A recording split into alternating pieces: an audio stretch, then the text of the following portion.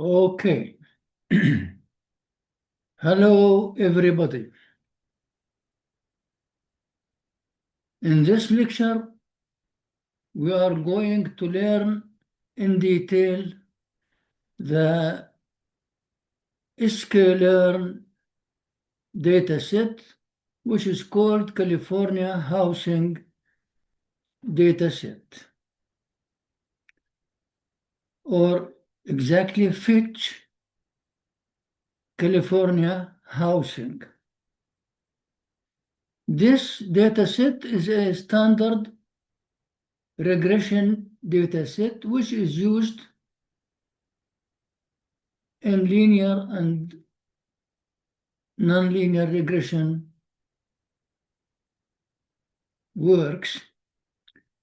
And this dataset is a real one with a high number of samples, which is equal to 20,640 samples. The features there are related to the census,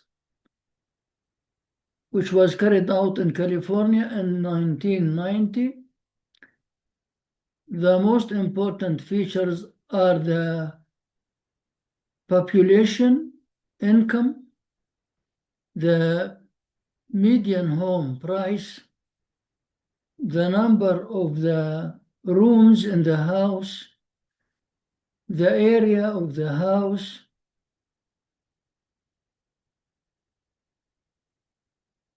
number of inhabitants of the house, and so on. These features are used in order to determine which is the price for a given features or feature. In another way, we are going to find the correlation values, the relational values, which is between the target and the features. Number of features is given in this dataset is 8. Add to them the last column, which represents the target. The target here is the median house value. Yes. This target is an analog function, analog setup, but this data set could be also used for classification purposes when we change the continuous target into classes so that it could be used with classes algorithms. Okay, after this short introduction, we shall go in detail studying the different instructions, the different statements which are used in order to prepare the data to be adequate for use with linear regression functions. At first, we have to import the necessary libraries here. As usual, we import pandas as PD because we are going to deal with pandas arrays or data frames. We import sklearn so that we can import from it the data sets available there, and from these data sets we select the Fitch California Housing one. So the last line here, from sklearn, we access the data sets and import from there fetch California housing. sklearn is the library, datasets is the model where we find the function fetch California housing. So when we call this function, we can access the dataset. An interesting thing I have to mention at the beginning here is that the data type related to all or datasets of sklearn is not directly a data frame, but it is really a bunch. It is a data frame-like structure called bunch, and this bunch could be directly used with features and targets by using a dot notation, or we can also convert the bunch to a data frame and apply there the rules applicable to data frames. We shall try all these activities through these simple statements, and at the end we shall apply the regression function to the data set. So at first we have to return the bunch object from the function fetch California housing. These brackets here represent a call to the function, and after this function is called, it is implemented, it gives an output, a values. These values are assigned to the variable here, which is as a bunch called California bunch. Of course, I can change the name as I want, but it is now as a bunch. To be sure what is the type of this data structure, we can use the ISINSTANCE function. Here, I am printing ISINSTANCE. California bunch is a data frame. I should receive an answer true or false, but because it is a bunch and I am stating that if is it a pandas data frame, the answer will be false.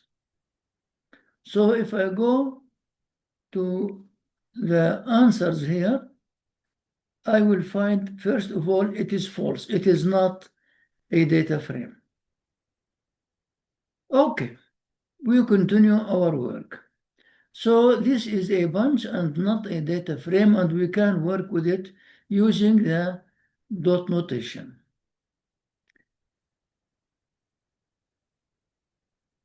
Generally, we need to know information about the data set. Some of the information necessary is the shape of the feature values. This depends, of course, on the number of the features and the number of the instances. So what is the shape of the data and what is the shape of the target?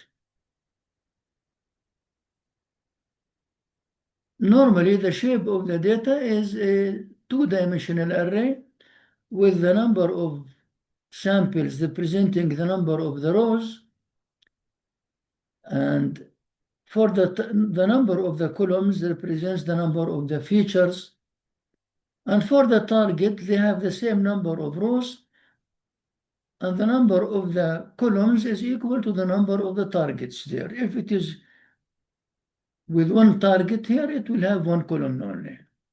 So we are going to print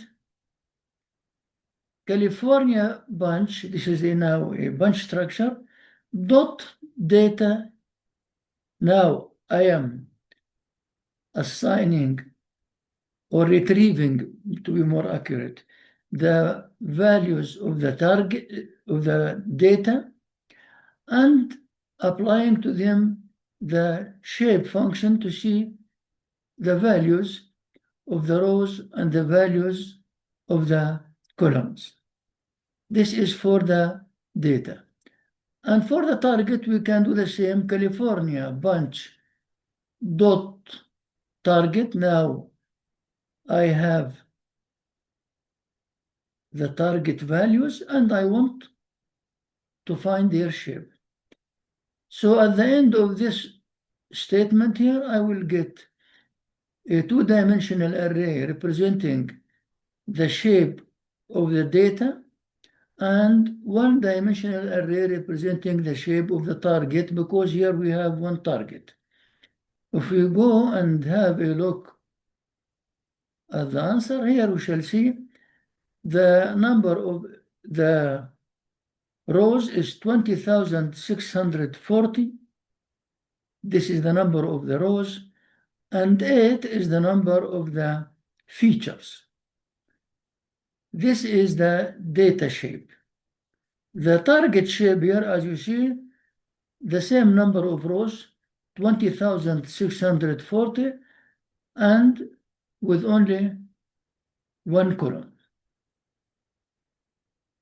Okay, now we have an idea about the shape, but maybe also we will be more interested to have the same values for all shapes and all the values for the target. Accessing features values first. So we call California bunch, and now through the dot notation, we can access the values of data. The values of data will be float numbers for all the columns of the features. So if I print features here and go down to features, I shall see these are the features. I shall see here, as you see, 2 brackets here and 2 brackets there. These dots in the middle represent that there are many intermediate values which are not shown, just to give you an idea. And these are some representatives of the values for each column. And the number of the columns must be 8, as we have seen before here. So this is one column, this is the second column, this is the first column, this is the second, the third. Here, there are many columns are not shown. This is one also, this is one here. So if we can see 1, 2, 3, 4, 5, 6, 2 of them are not shown, just to shorten the line and to make economy of the space. But of course, we can see them completely if we want without any problem. We can see them upon request, and we shall see how we can do that later. So now we have an idea about the features and the data frame of the features, which we have already found that it will be 20,640 instances or rows and 8 columns. The same thing also applies to the target. So we can call the California bunch, and through the dot notation, we reach or retrieve the values of the target. And of course, they will be equal to 20,640 values in one column. If we print them here, as I have shown you here, and go there to target values, I call it number 1, target values number 1. Here target value is 1. We will see these values beginning from 4.526. This is the first value of the first feature, the second feature, the third feature, and continue up to the end of the first row. This is the first row values, and it continues to the, this is the first value of the column, the second value of the column, the third value, up to the last value of the target. Here it is the last value, which will be indexed as 20,639. 20,639. These are the values of the target. We can also access the values of the target differently.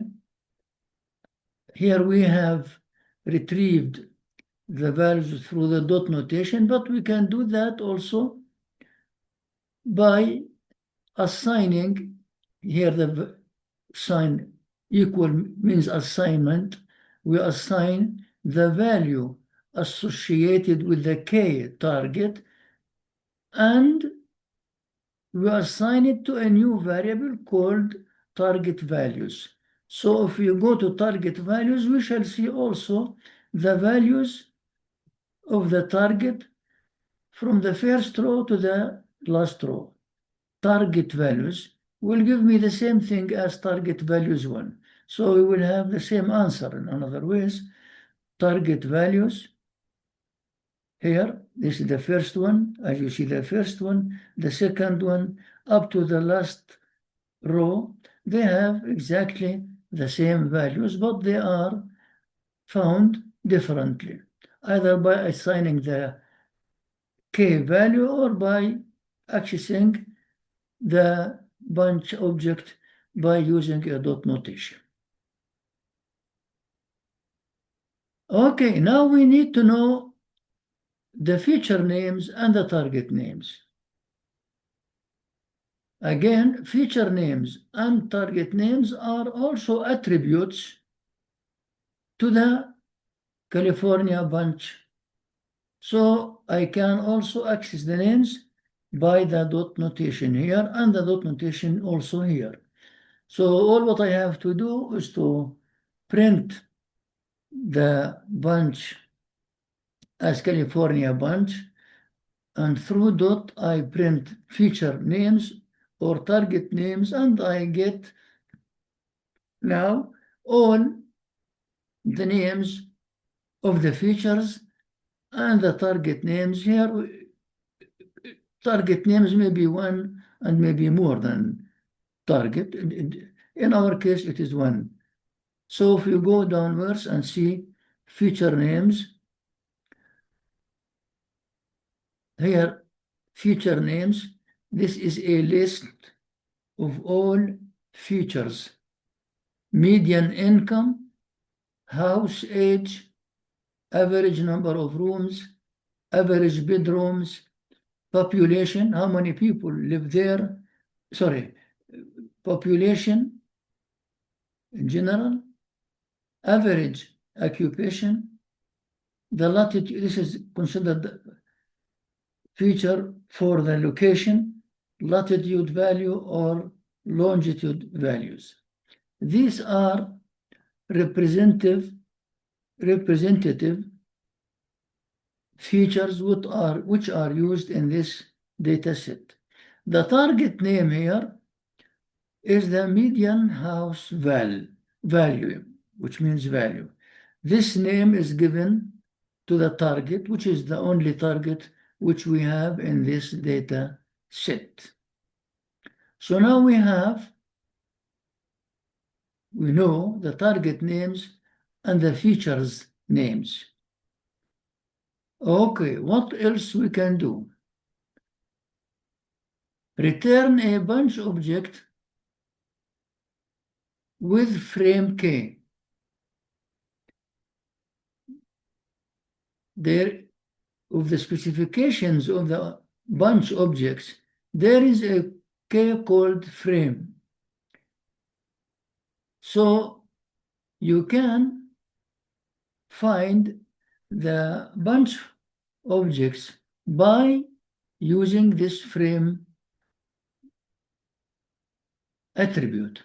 So fetch California housing, this is our function, we pass to this function as frame equal true. As frame. So now we get it as a frame, and I have given it a name, California as frame bunch, but it is still a bunch here. Okay. If I ask the ISINSTANCE function, ISINSTANCE California as frame bunch here is a pandas data frame, it will give me no. It is false. It is still a bunch. Okay. Now let us do the following. Again, we fetch the California housing. This is the function. Here the brackets show that we are calling this function, and we passing as frame equal to as we did before, and gave it another name, California bunch 1, for example. Now it is still a bunch. And because it is still a bunch, so I can retrieve the data frame in it, which is frame. So California bunch 1, this one, dot frame, now will give me a data frame.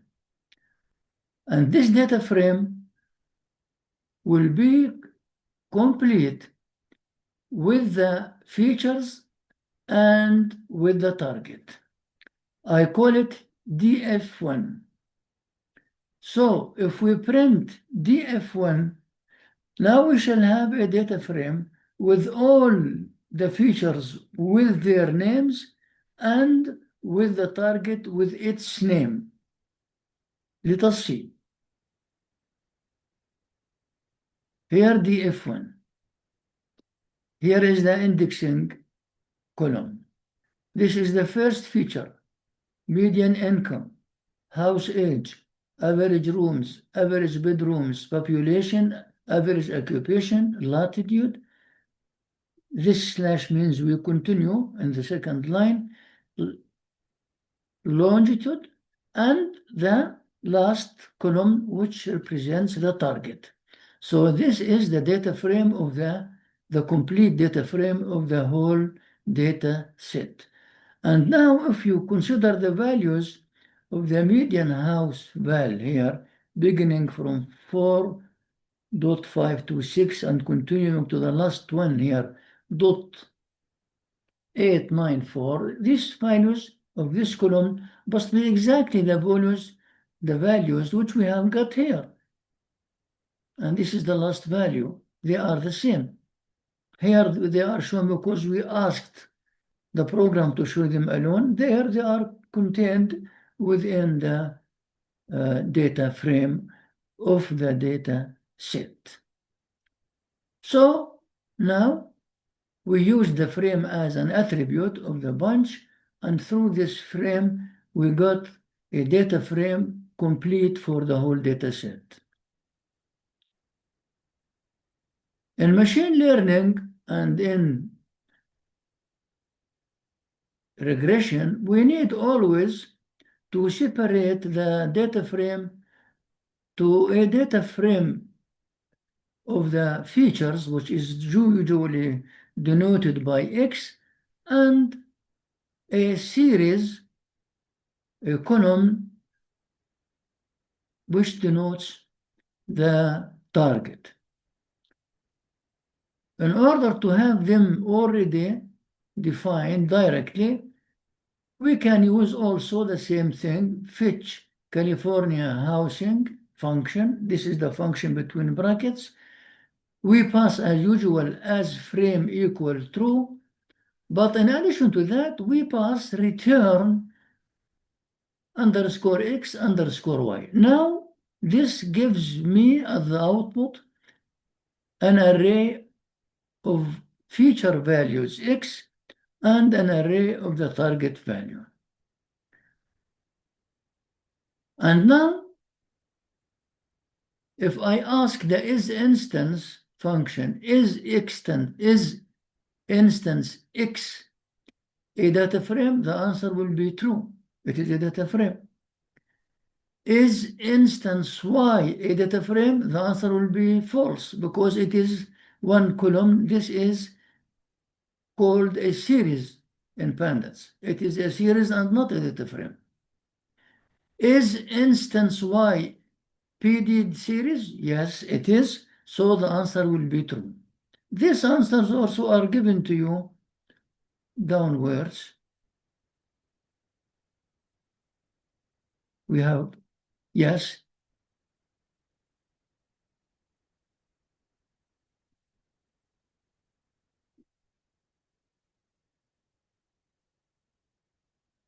Here they are, true, false, true. So all these details are very important to you because you will use it always in your practice, in your work. So I am concentrating in this lecture on these statements and trying to illustrate them in more detail because you can, so that you can use it very easily and without any difficulties. Okay, so here we are now. We have found that all these values are a data frame, not a data frame, a series. Now we want to see the same answers but differently. Okay, you can write the right side of the equation here as it is before and assign it to a variable, we call it df, data frame. Now this data frame will include two elements indexed, x, the index of x is 0, the index of y is 1. So if I extract from df 0, I shall get an array. I gave it a name x1, which is equal to x here, and another series, which is y df of 1. This is the index of 1, the second value. So if I go to x1 and y1 now downwards,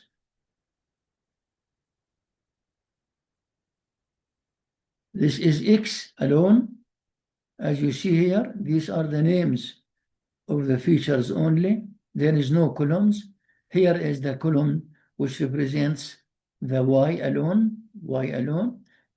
And now here also is x1, which has only the columns of the features without a target. And also you shall have y1, which is this column, which represents the values of the column only. So as you see, you have the facility to manage the way you like. Okay. We have done all these things here. Now we are here. Again, we are loading the dataset through the function. So we fetch California housing and calling this function and assigning it to California bench. Again, just to be consistent and to show you how it is. How can I convert it to a data frame, the bunch, to a data frame? As usual, in data frame we use to construct a data frame, we use pandas data frame function. This function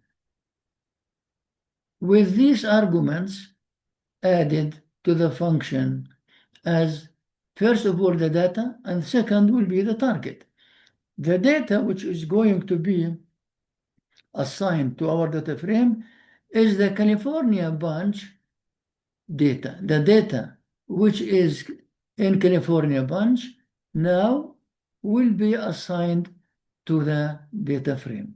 And the same thing here, California bunch dot feature names, the names of the features will be assigned to each of the columns. Now I shall have a data frame of the features with the names of the features there. So I will, if I print df2 here, we shall see now, this is x1, x2, I have seen this, df2 here it is, as you see, we have, this is the features with the same values as a data frame now. It is converted as a data frame.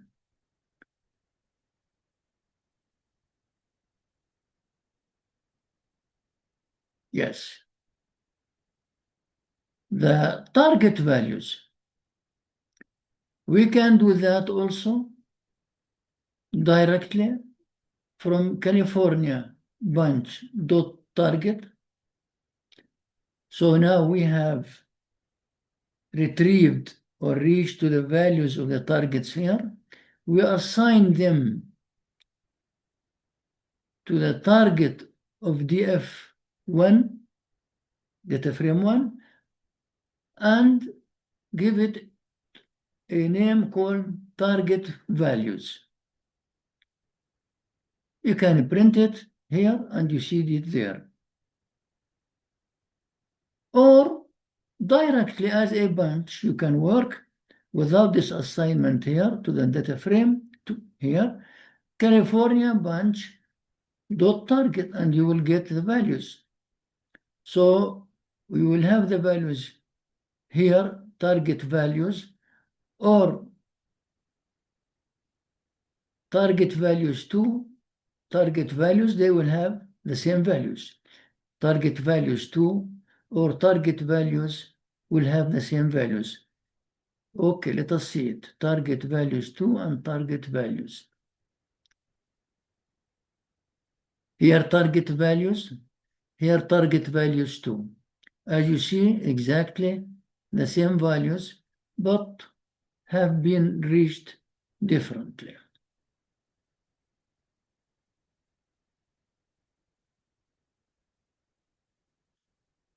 The last thing which I wanted to show you as a beginning is to append a target values or labels to the bunch object. If I have a bunch object of features only, and I want to add a target there, so also we can do it through the following statement. We call the target values, California bunch, we have it. We call, we retrieve the values of the target and assign it to the K target of df1. And now this array of df1, which was without target, is given a name df3. If we go to df3 and print it now, we shall see that we have there a target. Now, df3. This is a feature, 1, 2, 3, 4, 5, 6, 7, and this is the 8th feature. And previously it has a target called mid-house value. This is existing before.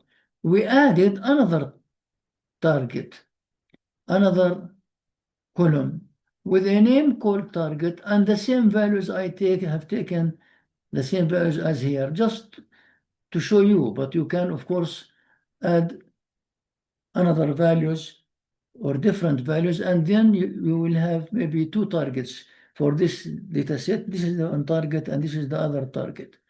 But this is just to show you how we can manage it and not to work with it. Now we shall work with this in the next part of the lecture. Okay, so we have finished with the first part of the lecture, and now we shall work again with more detail with this data set and prepare it to work with linear regression of sklearn and to work with the ordinary least squares method, which we have learned before. So we import the necessary libraries here.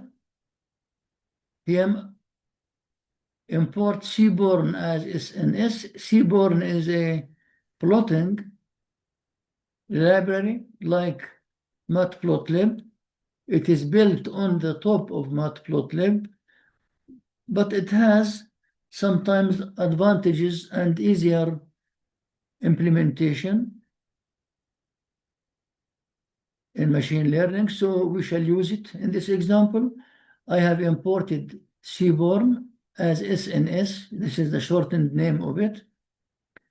sklearn as a datasets, we know that, and how to import the fetch California housing. We have explained this to you just now. So now we use the function fetch California housing. It is an empty, and it gives, as I said before, directly a bunch. This bunch is called here housing, for example. If you will print this housing, you will have the bunch values. The values and some information about the housing bunch. Let us go downwards and have a look what is there. Here what we will get, this is the housing bunch.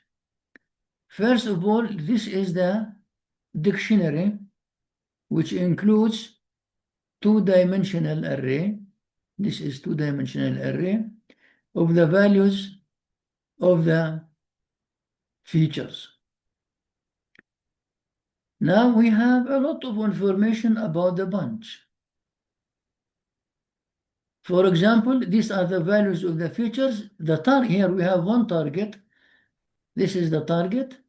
These are the values of the target which exist in the data set. And if you compare them with the above one, which we have looked before, you will find them also the same. Target names. We have only one target. It is called median house value. It is given for you from the data set so that you can use it in the future, or you can cancel it. You have the features names, as we have seen before. Sometimes they give you the number of instances of samples, 20,640. Number of attributes, which are the features, 8.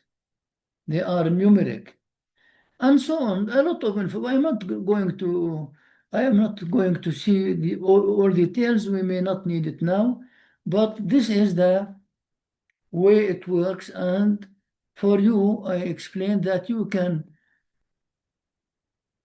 investigate and go to details given here. And also, really, we shall see that when we use a specific function in sklearn, we can also have information about the data set without reading the housing bunch itself. We can find the data values and some statistical values also related to it. So here we have the housing dot data. I shall get the data now. I am reading the data only for the first 3 rows only. So here we shall have the features for the first 3 rows. If you go down,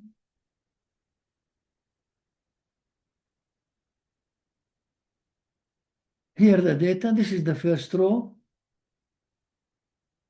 it finishes here. This is, sorry, second row, and this is the third row, and they are included as part of a two-dimensional array. These are the values of the three first rows. I am doing this in detail because this is an example, a standard example, so that you can refer back to it if you are a beginner or you have a limited practice in working with Python. Again, here we have taken housing, which is considered as a data frame, and the data is extracted from this data frame. I call it data 1, and printed the values, and downwards we shall see the same values. So you can, here is given for you just to show you that you can work with it as a bunch or as a data frame. Here, fetch California housing as frame. You remember it is still here used as a data frame. If we here approach it through the frame, now we shall get a complete data frame with the targets. If we go to print house one it is called here. Yes, if we go to house one, we shall see a complete data frame. Let us see it, house one. Here it is, house one. This is the first feature, second, third, fourth, seventh, eighth. There are 8. 1, 2, 3, 4, 5, 6, 7. This is the 8th. And the last one, which is the target. So a complete data frame is given through the frame attribute of the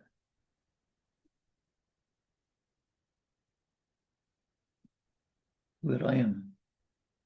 We are still at the beginning. This is a long program here. Okay, so we are here. This yields a complete data frame, features and targets. Now again, housing dot feature names, I called it columns. It will give me a list of the column names. Here also, I can find the feature names by using the housing and assignment of feature names here by using the dictionary values. And if I print it, I shall get the same names. If I go downwards and read columns and column 1, I shall have the same names, columns,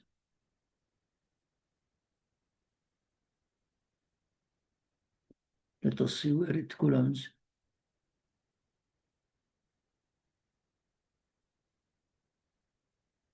Yes, here it columns, and here is the columns ones. If you look at the content of this list and this list, they are exactly the same.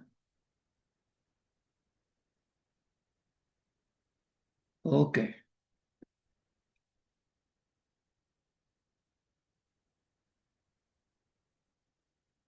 Display basic information and convert housing bunch to a data frame. We have done this before. Just I will pass it through it so that you will not feel that I am repeating myself. So this is the function how to create a data frame, PD data frame. This is the sign of a function call, and I passed there, as you see, the data of the housing bunch and the feature names of the housing bunch. And here at the output, I shall have a data frame of the features only, of the features. And I have printed the first 4 rows. I will not go to see it. You can go and see it yourself. Add a target variable, which is called mid-house value, to the data frame. I did this before, but I'll go through it also here.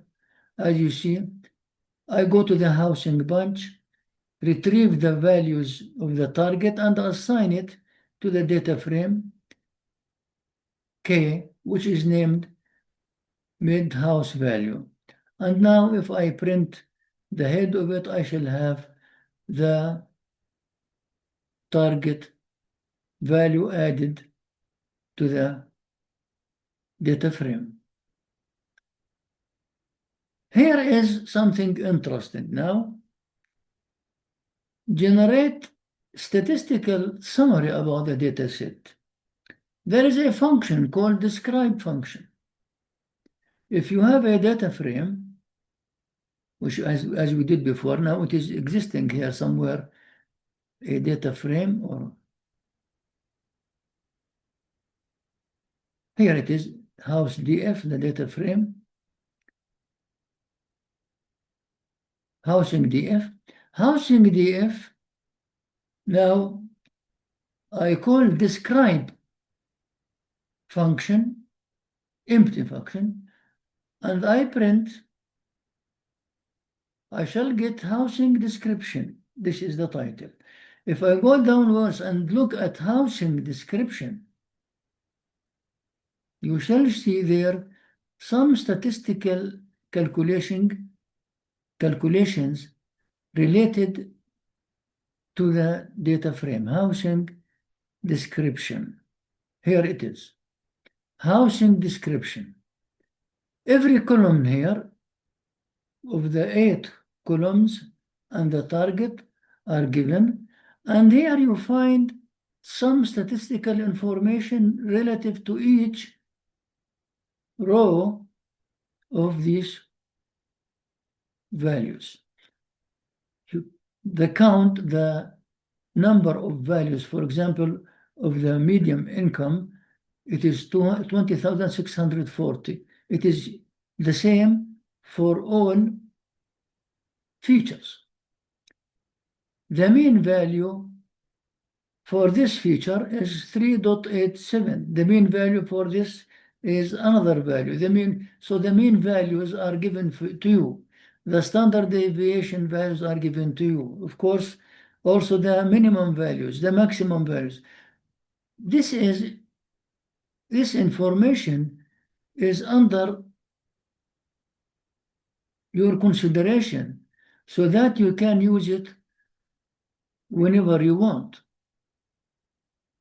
But it is a good information given for you in advance. And this is very useful. So we have,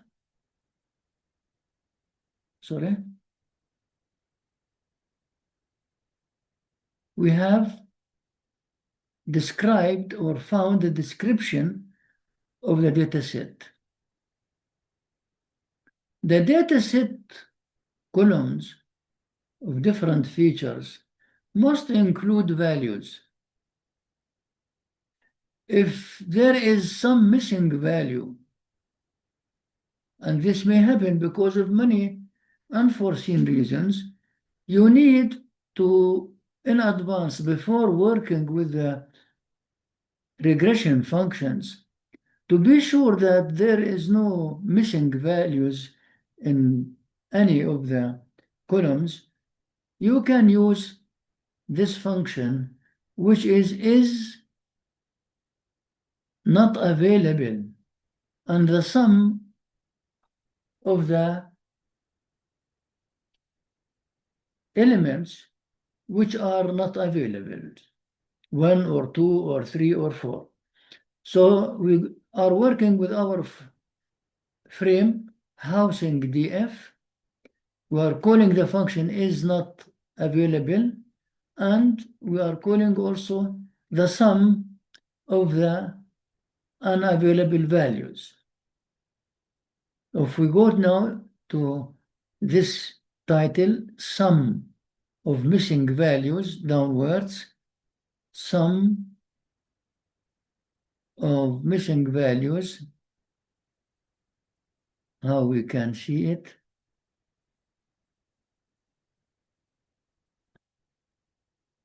Housing head, housing description, here we have been, here is the sum of missing values.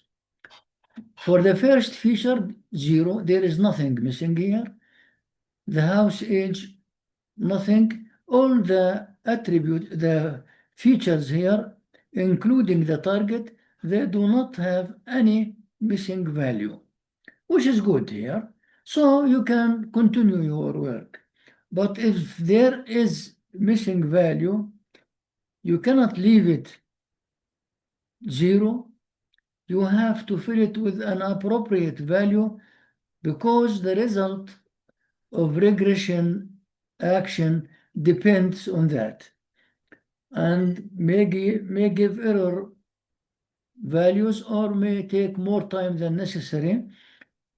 Usually, these empty instances are filled with the mean value of the column. Every value, now we know the mean value there. For example, here 3.7, and here it is empty. So instead of this value, I fill it with the mean value so that not to deviate from reality. This is the idea. This type of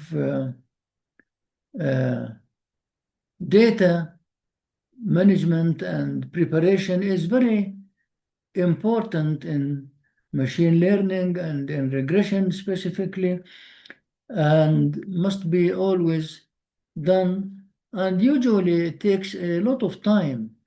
This preparatory work takes a lot of time before applying the regression function, so that to get an accurate results. So now we know what is not available and the sum of this not available functions, values.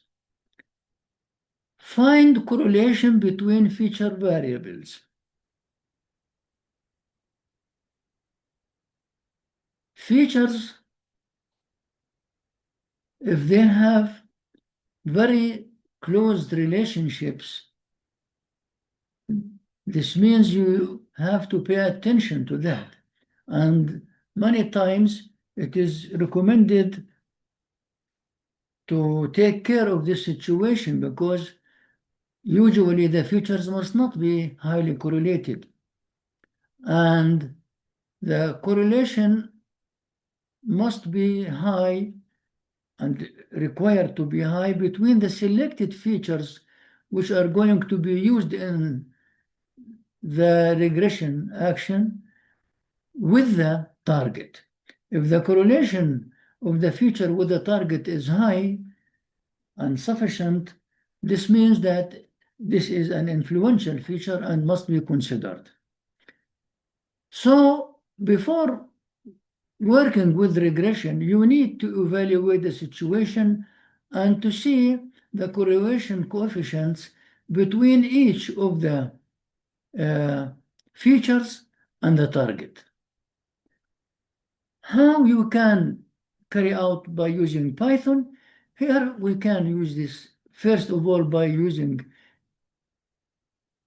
correlation function, CORR, correlation function. So we call to the housing data frame correlation function, and the output is assigned to a variable called correlation.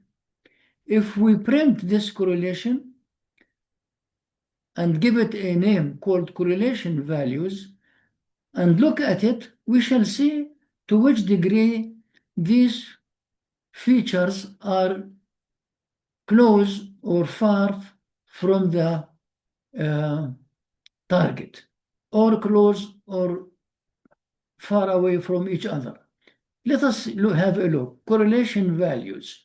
If you go downwards to correlation values, which is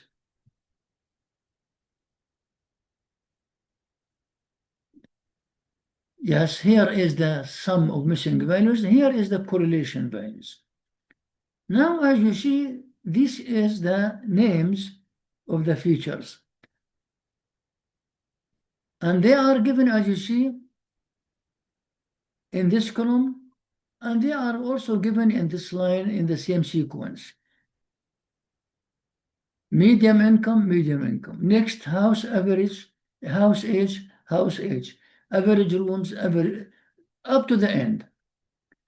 Now, the correlation between medium income and median income will be 1. It is the same feature.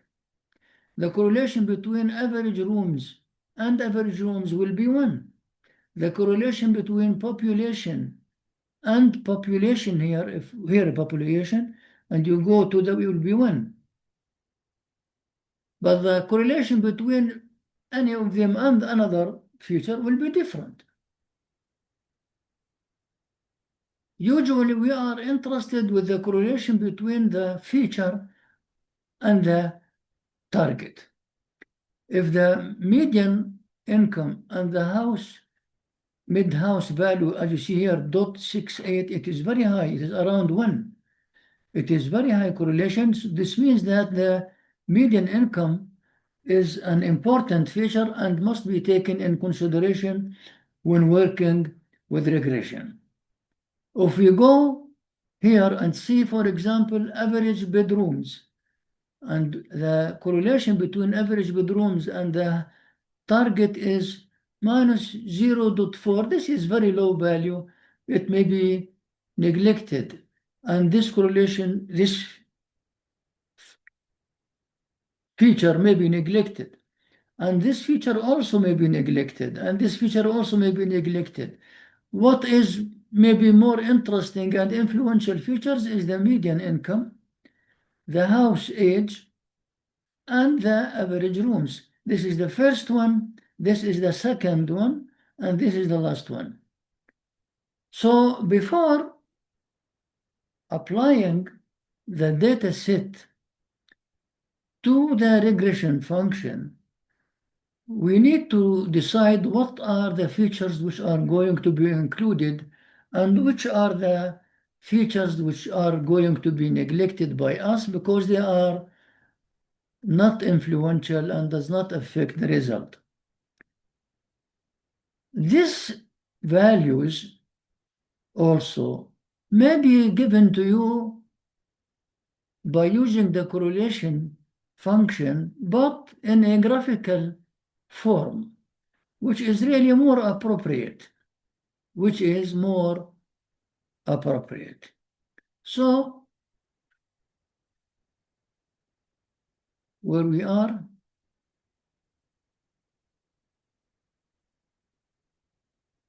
let me see where is the correlation. Here it is up, a little bit up.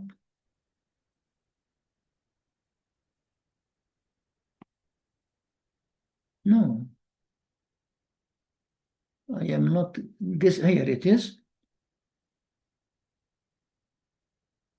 So we are here. We have printed correlation values and the correlation between each of the features and the target. But we can use from the seaborne a function called heatmap of seaborne. This function creates a matrix where we can find the values which we have got up here in a pictorial form. So we create a figure, a figure object, PLT figure size is given, and we use the SNS, which is shortened form of seaborne, SNS heat map, and pass to this heatmap function the required information. What is required? We require the correlation values. Do you need these values to be given on the matrix? Yes, annotation is required. So annotation equal to true. Do you need to be colored with a color map? Yes, I need it. I am using Viridis color map. Do you need the values to be approximated to the second position values? Okay, it is already formatted to the second position and the line width of the drawing of the plot. So if I go now downwards and look at the result of this color map, seaborne plot, here it is. The values which has been before are given here in squares, and as you see, the features are given in vertically here and also should be given horizontally here, and we are referring our values to the mid-house value or median house value. Here, 0.69, we shall consider it. This is value is also good one for the house average age. It is also required for the average rooms. It is required, but this really are small values, may be neglected. Now, so you need to select some of the features which will be used by you in the next stages, which are necessary for regression. So you may need now to select the appropriate features which you need. Select, for example, I need to select the median income and the average rooms as independent variables that have a significant correlation with the median house values. So I am taking only two features of all what I have, and I will neglect the other features, and I will build my program considering only these two features. So I have all made of these two features a list, median income and average rooms. I have composed a list and assigned this list a variable called selected features. And now these selected features are considered as the X features, the array of X features, and the Y feature, which is really the target here, is assigned as mid-house value. So I know what is X, consisting of two columns, one of them median income and the other column average rooms, and the target column will be median house value column here. And if I now want to have a look at it, I can print. This is a data frame, and this is a series. I can print it and see the first three rows. Print X and Y. They are given X and Y.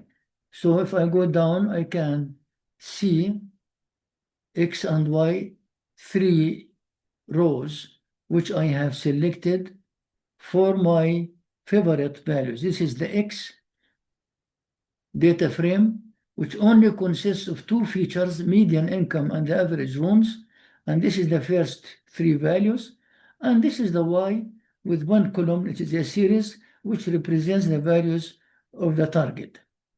So these values, which are going to be inputted and given to the regression function, and the others will be neglected. Okay, one also interesting thing to work with. We have selected them, we have printed, scaling the features. The values which are given in each of the columns of the features, of course, have different range. Each column has a different range of the other, and this is not good for the regression process. Regression process, to be accurate and without deviations and acceptable results, the range of the values of all the features must be close to each other. So in a way or another, you have to rescale them